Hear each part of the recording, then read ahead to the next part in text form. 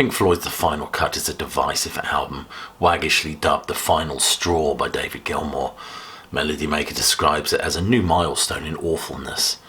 But is it really that bad?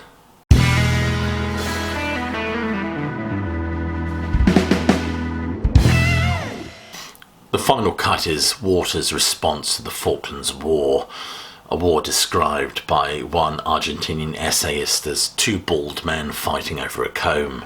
This album is more than just a requiem for the post-war dream. It is in fact a requiem for a band, for which it sounds the unmistakable death knell. In fact, classic rock has said that The Final Cut is Exhibit A in the painful public breakdown of one of the world's most successful bands. Waters has said of this period, by the time we got a quarter of the way through making The Final Cut, I knew that I would never make another record with David Gilmour and Nick Mason. We just didn't agree on anything anymore. This is the first album without Richard Wright. He's replaced by Michael Kamen. Of course, David Gilmour has been quite disparaging about this record. Louder Sound has said that this is an album with no discernible hooks, no standout commercial moment, and Floyd never played anything from it live.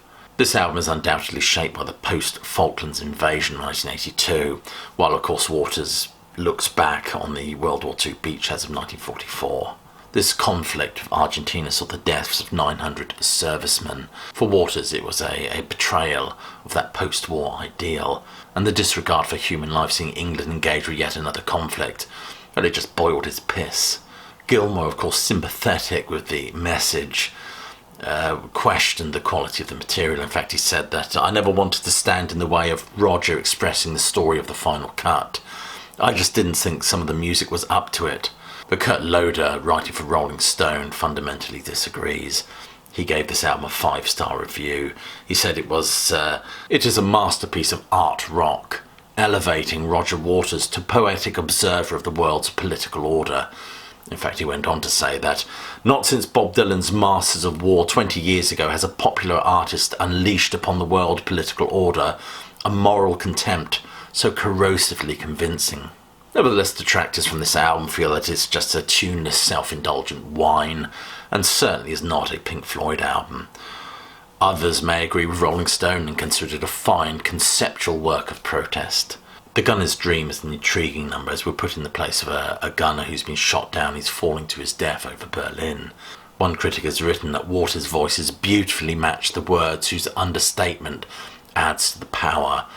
Absolutely. I mean, you get lines in this song like, floating down through the skies, memories come rushing up to meet me now of a place between the heavens and the corner of some foreign field, are impressively restrained, I think, as well as a nod to the muscular patriotism of Rupert Brooke and a kind of English romanticism.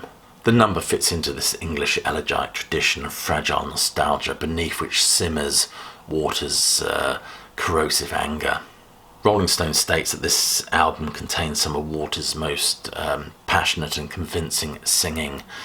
I mean, they have a point, really. Every vowel is enunciated, every plosive leaves the listener drenched in phlegm, as Waters vents his spleen at the collapse of the post-war socialist ideal. There's no doubt Waters performs this album with his heartfelt, at times hysterical and affecting voice, a voice that's been described by Mark Blake as a strangulated bark. I have to say they have a point. There's something about Waters' untrained voice on this record which is rather affecting. It's incredibly intimate, involving, sometimes uncomfortable as well. With the spoken word sections like Paranoid Eyes of Fletcher Memorial Home, you can actually hear the movement of Waters' mouth, which adds an intimacy, a kind of unnerving stillness, with the music at times becoming so unassuming, almost in deference to his undecorated voice, a voice that is unflinching in the truths it wishes to impart. There's no doubt this album taps into that very essence of 1980s Cold War paranoia, which makes the album feel like a bit like a dusty old relic at times, but certainly with its references to people like General Galtieri, of course Thatcher, all historically specific. The album actually begins with a rhetorical question, Maggie, what have we done? Accompanied, of course, by that quintessential of British sounds, that brass band. And ends, of course, the album ends with nukes falling, which the whole thing sounds very dated, I think, to modern ears. One of the few is an interesting number, as it's seen as a meditation on survivor guilt. It was actually inspired by Waters' conversations with World War II bomber Leonard Cheshire. It's plaintive and consciously echoes Wilfred Owen's poem The Send-Off, with its talk of siding sheds and trains ready to take young men to their death. I think Waters here toys with perhaps one of the most disturbing tropes of the 20th century. If you think about The Final Cut, that palpable shift from where this band was when they did Dark Side of the Moon. Dark Side of the Moon was a collective effort. Everybody in that band had a writing credit, and it felt like a band who wanted to put out their best work. In contrast with this record, the band are reduced to a trio, and the music becomes nothing more than a vehicle for Roger Waters' words alone. And it's an album that uses numerous session musicians. In fact, the last track, Two Suns in the Sunset, makes use of veteran drummer Andy Newmark, who took Nick Mason's place. Richard Wright's part is placed by Michael Kamen on piano, Andy Brown on Hammond organ. It's the sound of the band walking away from this album before the final curtain had been dropped. Nonetheless, it did leave us with a nagging sense of unfinished business. And of course, the origin of a lot of this material is in effect offcuts from the wall.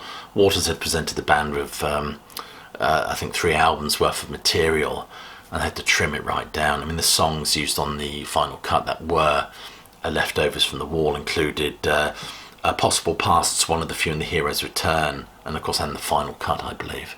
And it was the Falklands conflict that gave Waters that impetus, that raison d'etre to produce this album, at the same time looking back on his own father's death in Anzio in 1944. It almost seems that Waters relishes the merging of past tragedy with the present travesty. Proust said that grief develops the power of the mind, and there's no doubt that the grief of a lost father looms large over most of Waters' writing.